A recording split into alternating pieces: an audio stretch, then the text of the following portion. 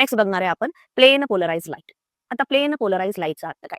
ज्यावेळेस आपण एक लाईटचा सोर्स घेतो, बल्ब घ्या, कुठलाही एनी सोर्स घ्या, त्यावेळेस लाईट जी आहे ती ऑल डायरेक्शनला काय करत असते? रेस इमिट करते. आणि त्यावेळेस त्यांची जी डायरेक्शन आहे, त्यांची जी वेव्हलेंथ आहे ती वेगवेगळी असते. इथं दाखवण्याचा प्रयत्न केलाय, हा सोर्स आहे समजा, आणि हा सोर्सची लाईट ऑल डायरेक्शनला चाललेली आहे.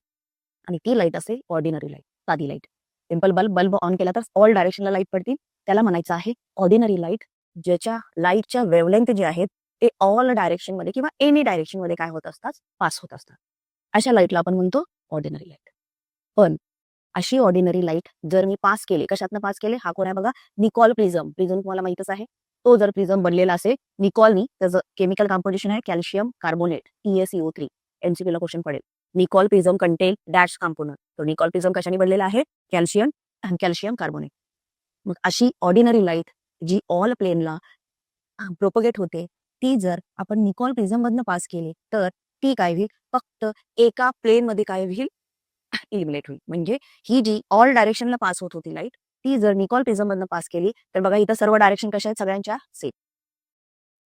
ऑर्डिनरी लाईटला निकॉल प्रिझम मधनं पास केलं तर त्या लाईटच्या वेव्हलेंथ हे सिंगल प्लेन मध्ये, सेम प्लेन मध्ये असतात.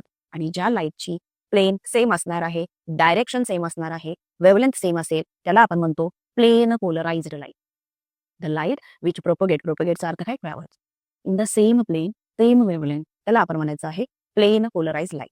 आणि जर आपल्याला ऑर्डिनरी लाईटचं कन्वर्जन प्लेन पोलराइज लाईट मध्ये करायचं असेल तर त्याला कुठनं पास करायचं? निकॉल प्रिझम मध्ये, जो बनलेला आहे कॅल्शियम कार्बोनेट.